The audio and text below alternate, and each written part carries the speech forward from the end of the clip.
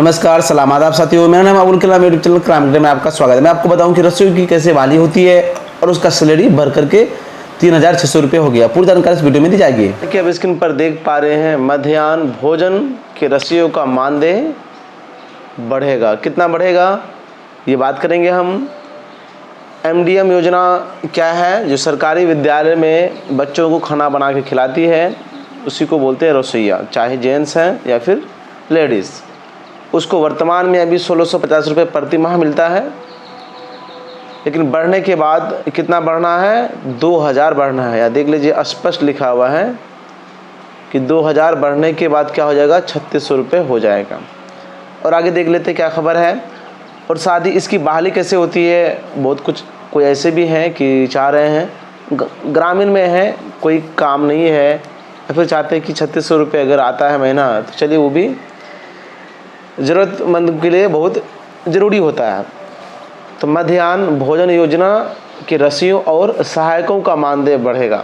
मध्याह्न भोजन निदेशालय की ओर से मानदेय में 2000 रुपये की प्रति माह तक की वृद्धि की प्रस्ताव तैयार किया गया है। मतलब प्रस्ताव का मतलब क्या हो गया कि फैसला लेने के लिए जो है रिपोर्ट तैयार किया गया है, उसमें साइन मोहर लगना है, मतलब पारित होना है, जो कि श्योर पास हो जाएगा।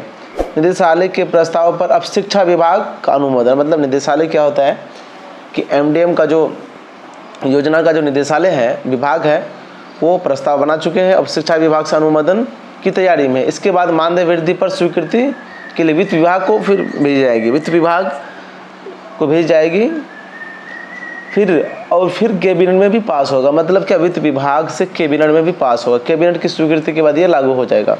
तो ये प्रक्रिया होता है कोई भी चीज़ का, वो तो टाइम लगेगा। टाइम क्या मतलब? वो प्रक्रिया उसको फॉलो करना पड़ता है। वर्तमान में रसोइयों और सहायकों का 1600 रुपये महीना मानदेय मिलता है। प्रस्ताव पर मंजूरी के बाद रसोइयों और सहायकों का मानदेय 3600 रुपये हो जाएगा। मानदेय वृद्धि की मांग लंबे समय से चल रही थी, सबको ये मांग कर रहे थे, लेकिन कम से कम 5 से 6000 रुपये होना चाहिए था, लेकिन धीरे धीरे बढ़ेगा। केंद्र प्रायोजित योजना है जिसमें 60% केंद्र और 40% क्या है? राज्य सरकार की हिस्सेदारी है। मतलब सैलरी, उनकी जो सैलरी दी जाती है केंद्र और राज्य दोनों मिला करके। अभी रसोइयों का मानदेय केंद्र सरकार की ओर से 600 रुपये दिए जाते हैं। शेष 1000 क्या किया जाता है?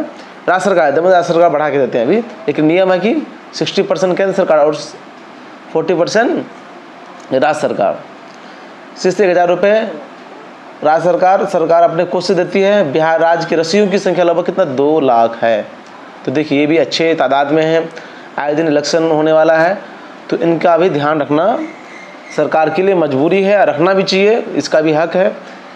तो आप चाह रहे हैं कि किस तरह बहाली होती है ये भी जान लीजिए। देखिए, जब वहाँ पे रसोइयों सहायकों की ज़रूरत होती है, या फिर कोई डेट कर जाते हैं, या फिर उनकी 60 साल एज हो गया, वो रिटायर हो गए, तो और बहाली होने का प्रोसेस यहाँ पर ये है कि प्राथमिकता दी जाती है कि क्या हो, जो विधवा औरत हो या फिर गरीब हो, उससे आवेदन लिया आता है। फिर कमेटी आपस में विचार करके क्या करती है? उसको ज्वाइनिंग देती है। मतलब शिक्षा समिति के द्वारा ही उसकी बहाली होती है।